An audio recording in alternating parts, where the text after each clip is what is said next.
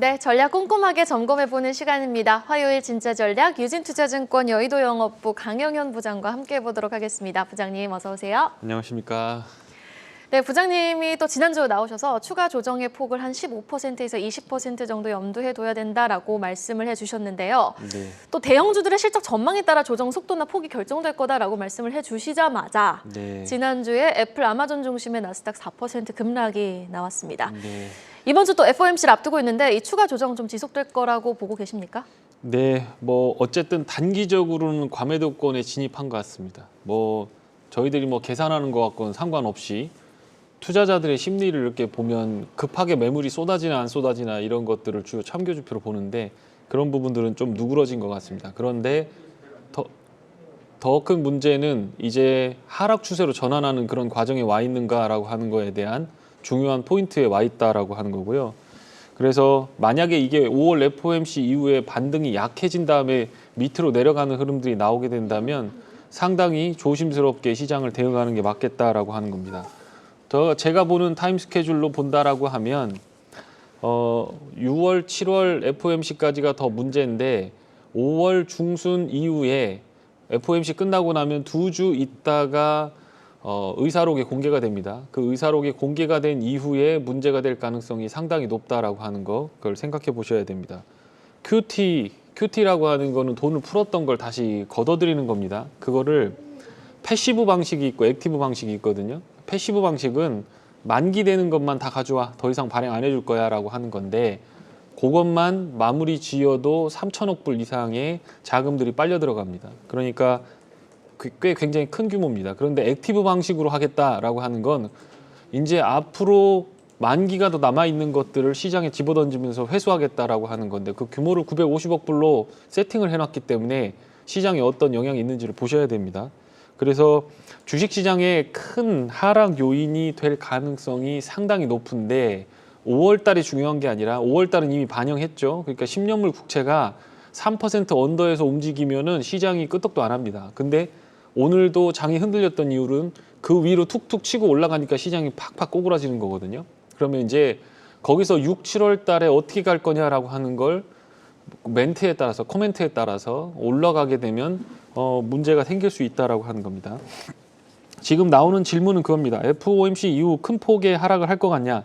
장기 추세가 하락 전환할 거다. 자산 가격을 끌어내리기 위한 FOMC지 다른 의도가 없다라고 하는 거 분명히 기억을 하셔야 됐으면 좋겠다라는 거고요.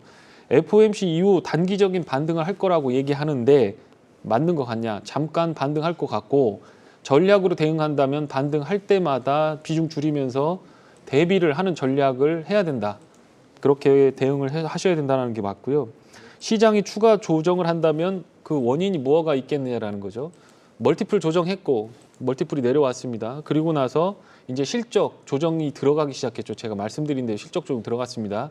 그거 끝나는 분기가 2분기, 3분기 돼야 됩니다. 그러니까 아직 멀었죠. 그런데 이제 그렇게 되면서 뭐가 감기냐면 신용 매도 매물이라든가 SBL이라고 해서 기관들 어떤 포지션 큰 투자자들이 레버리지 10배, 5배씩 일으켜갖고 하는 것들이 까꾸로 감기게 되거든요. 그러면 그게 지수를 툭툭 떨어뜨릴 가능성이 상당히 높습니다. 디레버리징이라고 하는 거가 일어날 가능성이 있고 시장이 큰 폭으로 하락하는 크래시가 나올 수 있느냐 그 요인은 어떤 거가 되겠느냐 인플레이션 아니고 일드커브 인버전 아니고 경기 둔화하고 신용 스프레드 관련된 거를 이제 딱 보시면 된다라고 하는 거고요. 그거 지표에 맞춰서 말씀을 좀 드려보겠습니다.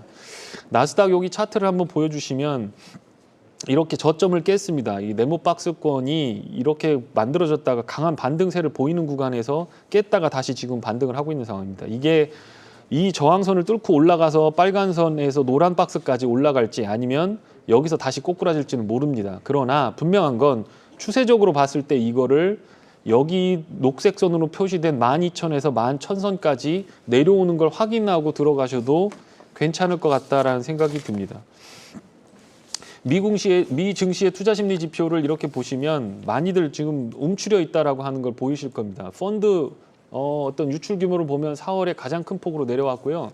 1970년대 이후로 S&P가 4월 달 낙폭으로는 가장 큰 폭입니다. 그런데 거기에다 인플레를 더해주면 1920년대 대공황 이후로 가장 많은 폭의 실질 지속적인 하락, 리턴이 있었던 거예요. 그러니까 인플레까지 고려해 본다라고 하면 지금 거의 100년 만에 가장 큰 낙폭을 보였다라고 하는 거니까 어느 정도 사람들이 힘들어하고 있는가라고 하는 거에 대해서 실제로 보면 50% 이상 빠진 종목들, 70% 이상 종목 빠진 종목들 보면 절반 이상이 다 빠졌습니다. 그러니까 낙폭이 꽤 있는 겁니다. 여기 지금 멀티플로 보시면 이미 돼 있는 거 1분기까지 실적을 보면 이렇게 빠졌습니다. 요 밑에 있는 점선으로 보이시는 분이 10년입니다. 그러니까 10년 평균 정도까지 지금 딱 빠져 있는 상황이고 앞으로 어떻게 될 거냐, 이익이 예를 들어서 100억 날 거야 라고 추정한 거에 대해서 지금 주가를 반영해 봤더니 아직은 5년치는 5년치 밑으로 내려왔는데 10년치는 안 내려왔다라는 거예요. 그러니까 이게 이익 추정치가 요대로만 유지돼서 그대로 실적만 나와준다면 조금 있으면 바닥 잡고 올라가는 게 맞는데 만약에 여기서 이익 추정치가 부러져서 빅테크들이든 뭐 큰 기업들이든 아 이거 실적 못 낼 것 같아 라고 하면 한 번 더 빠진다라는 거죠. 그러면 여기서 15% 정도 조정을 더 준다라고 해도 딱히 할 말은 없는 상황이 된다라고 하는 걸 보시면 될 것 같습니다. 이게 아마존 실적, 이게 실적 뭐 이익이라든가 뭐 순이익이라든가 뭐 영업이익이라든가 이런 것들 빼고 세일즈입니다. 제가 예전에 비유를 드렸던 게 사람이 키가 180이고 아무리 운동을 많이 해도 200kg 들었다라고 치고 거기서 더 뭐 약을 먹고 운동을 많이 해도 갑자기 400kg을 들 수는 없죠. 그게 뭐냐면 세일즈라는 겁니다. PSR이라고 해서 매출이 늘어나지 않는데 이익으로 증가하는 그런 증시는 버틸 수가 없다라고 제가 말씀을 드렸고 요게 아마존이죠. 소비를 대표하는 거라고 보시면 됩니다. 매출 증가율이 이렇게 툭툭 꺾이고 있는데 이게 마이너스로 역전이 되면 이제 그때부터는 시장이 소비 감소에 따른 엄청난 충격, 경기 침체에 대한 우려를 할 가능성이 있고 이제 월마트나 아마존이 잘 팔리나 안 팔리나 이런 것들 잘 보시면 되고 거기다 물건되는 우리 영업무역이라든가 한세실업 이런 애들이 실적이 잘 나오는지 그런 것들을 좀 추적해 보시면 괜찮을 것 같다는 생각이 듭니다. 요게 글로벌 주식 현황 관련된 부분에서 이제 어닝 모멘텀인데요. 어닝 리비전인데 여기 지금 회색선으로 보이는 거 이게 여기 밑에 이렇게 회색선으로 보이시죠? 그 검은색은 이제 주식시장 빠지는 거고요. 회색으로 보이는 거가 어닝 리비전입니다. 이게 0선 밑으로 빠지면 이제 주식시장 우리 이익 못 낼 거야. 앞으로 이익 추정치를 아예 하향시켜 버릴 거야라고 하는 기업들이 더 늘어나는 겁니다. 그러니까 지금 그렇게 좋은 상황은 아니다라고 하는 겁니다. 긴 추세에서 그렇다라고 하는 것이지 오늘 내일 이번 주에 반등하는 거에 대해서는 저는 모르겠습니다. 저는 오히려 반등했으면 좋겠고 그래야 대비를 또 할 수 있으니까 그렇게 하실 수 있을 거라고 생각합니다.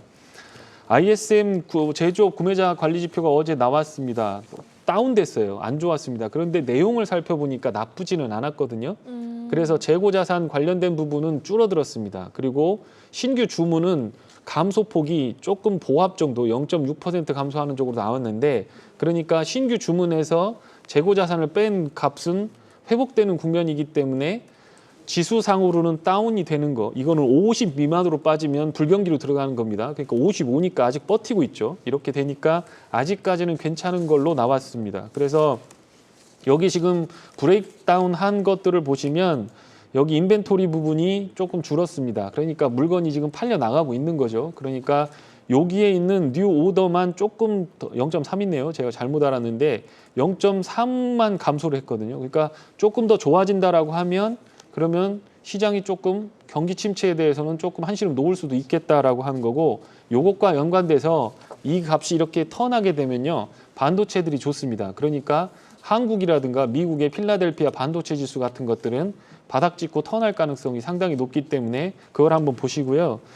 이제 제가 우려하고 있는 부분들은 이겁니다. 신용잔고거든요. 이렇게 한번 빠지기 시작하면 디레버리징이 되기 시작하면 이게 끝을 봐야 됩니다. 중간에 멈추는 게 없어요. 그런데 금리 인상이 지금 어느 정도 굉장히 가파른 각도로 나오고 있기 때문에 이 신용잔고의 디레버리징 그러니까 여기 지금 이게 완만하게 증가하는 건 상관이 없습니다. 거래 규모가 커지고 시가총액이 커지면서 신용잔고도 늘어나는 거 괜찮죠. 그런데 이게 지금 갑자기 팬데믹 때문에 돈을 확 풀어버리면서 신용잔고가 급격하게 늘었거든요. 그러니까 이거를 QT를 하고 금리를 인상하면서 요 놈이 갑작스럽게 이렇게 쭉 빠져버릴 가능성이 있죠. 그러면 순식간에 물건들이 폭폭 떨어지는 그런 물량들이 떨어질 수가 있고요. 마지막으로 이게 나오는 게 이겁니다. 이제 리스크 감지를 하시려면 여기 하얀색으로 보이는 게 뭐냐면 하이힐드 스프레드거든요. 그러니까 결국에 터지려면 어디부터 터지느냐? 빅테크 안 터진다. 실적 잘 나오고 가격 전가 가능한데 걔들이 터지겠습니까? 괜찮을 겁니다. 빠져도 50%나 뭐 60% 빠질 겁니다. 그런데 실제로 하이힐드 채권들은 지금 3분의 1 토막, 5분의 1 토막 났습니다. 그런데 이제 걔들이 부도가 나기 시작한다라고 하는 거고, 지금 미국 시장 전체 구조를 보면 6조에서 7조 달러 정도의 채권 시장, 회사채 시장이 있는데 그중에 절반이 BBB 등급입니다. 그런데 BBB 등급은 깨딱 잘못하고 실적이 조금만 안 좋아지면 정크본드 등급으로 내려갈 수 있는 애들이 그중에서 절반 이상이 됩니다. 그러니까 1.5조 달러 이상이 되는 거죠. 스튜던트론, 오토론, 그다음에 BBB 등급의 정크 등급 레이트가 하향될 수 있는 가능성, 그게 리오프닝과 함께 신용평가사인 S&P라든가 무디스가 그걸 다시 측정하기 시작하고 등급을 주는 겁니다. 그동안은 정부가 하지 마라고 막았는데 이제는 그걸 풀어주는 겁니다. 그러니까 BBB 등급에서 채권이 넘어가는 부분에 대해서 어떤 부분에서는 이 금리가 올라가게 되면 시장을 한 번 더 빠그러질 수 있기 때문에 이걸 주의 깊게 보시면서 대응을 해보시면 될 것 같습니다. 신용 잔고와 신용 스프레드 좀 추이를 잘 지켜봐야 될 것 같은데요. 자, 그럼 국내 증시 이야기도 한번 해보도록 하겠습니다. 환율 급등에도 불구하고 생각보다 좀 잘 버텨주고 있다라는 느낌이거든요. 네. 국내 전략은 좀 어떻게 가져가는 게 좋을까요? 네, 저도 지금 이게 굉장히 헷갈립니다. 이게 미국 증시 4% 빠지는데 우리 증시 마이너스 1.5% 했다고 들어 올려버리거든요. 심지어 환율도 이렇게 오르는데 환율도 말이죠. 오르는데 되게 안 좋은데 어쨌든 나쁜 신호는 아닌 것 같습니다. 개인 투자가들의 예탁금은 늘어나지는 않고 있는데 어쨌든 기관 투자가나 외국인이 적극적으로 사고 있지는 않기 때문에 시장의 변동성은 있을 겁니다. 그렇기 때문에 윗방향 보고 지르는 것보다는 단기적인 트레이딩으로 계속해서 박스권 매매를 해보시는 게 전략적으로 추천을 많이 드리는 부분이고요. 어쨌든 무역 수지가 적자가 나고 있는데 그 원인을 보면 어쨌든 유가 때문에 그렇습니다. 원유를 많이 수입하다 에너지를 수입해다 쓰니까 그런 거니까 그게 좀 캄다운 되면 좋아질 거다라고 얘기를 나오고 있고, 이란하고 베네수엘라 에너지 장관이 만났다고 합니다. 유가에 대해서 논의하려고 그러니까 그것과 관련된 주식들을 조금 해보시면 될 것 같고, 2600선이 강한 지지선이 됐기 때문에 그게 부러지지 않는다라고 하면 종목 장세로 들어가는 부분들은 해보실만 하겠다, 이렇게 정리해드리면 될 것 같습니다. 네, 살짝 반도체 좀 주목해보자라고 아까 말씀을 해주셨는데 지난주 관심 종목 한국알콜과 한국단자였습니다. 이번 주는 좀 어디에 관심 두면 좋을까요? 네, 조 바이든 대통령 미국 슈퍼파워죠. 그 양반이 지금 2박 3일 한국에 오겠다고 15일 날 예정이 돼 있습니다. 그 대통령이 자기 국가 원수인데 자리 비우고 남의 나라 오는 게 쉬운 게 아니거든요. 그런데 어쨌든 와서 무슨 얘기 하겠느냐라는 거죠. 한국에서 가져갈 게 뭐 있으니까 할 거 아닙니까? 그러면 어쨌든 방위 산업이라든가 이런 쪽에 중국을 막기 위한 거에 오른팔 행동대장으로 한국을 삼으려는 거 아니냐. 그러면 방위 산업이라든가 우주 개발이라든가 하는 거에 대한 풀어줄 수 있는 가능성이 있겠고, 지금 수입 쿼터제로 묶여 있는 철강 관련된 것들도 조금 영향을 받을 수 있을 것 같고, 반도체 끌고 가려고 하는 것 같다. 일자리도 마련해야 되고 좀 저거 하니까 한국에 있는 반도체를 갖다 투자하게 될 것 같다라는 생각이 듭니다. 그러면 그것과 관련된 주식들을 보셔야 될 것 같고요. 원익 QNC라든가 한솔케미칼, TCK 같은 거 잘 봐주셨으면 좋겠고, 철강은 동국제강, 세아제강, 휴스틸 이런 것들 괜찮을 것 같습니다. 그리고 지금 카타르가 슬롯은 이미 어떤 슬롯은 다 이미 선점을 해놓은 있는 상황입니다. 그런데 그게 150개 정도의 LNG선을 발주를 할 건데 상당 부분 우리한테 올 것 같거든요. 그렇게 된다면 어쨌든 조선주야 돈이 남든 안 남든 거기다 후판 되면서 철강 업종, 그렇죠. 그다음에 한국카본이라든가 동성 화인텍 같은 애들은 조선 기자재로 앞으로 3, 4년 동안 물량을 확보하면서 실적을 좋게 낼 수 있는 흐름들이 나올 수 있기 때문에 주가 빠질 때마다 장기적으로 투자를 해서 갖고 가시면 환율도 좋고 전방에서 땡겨주고 하기 때문에 괜찮은 흐름이 나올 수도 있겠다. 이렇게 정리해드리면 될 것 같습니다. 네, 경기 민감주 좀 이번 주에 주목하시는 모습입니다. 화요일 진짜 전략 유진투자증권 여의도 영업부 강영현 부장과 함께 봤습니다. 오늘 말씀 고맙습니다. 고맙습니다.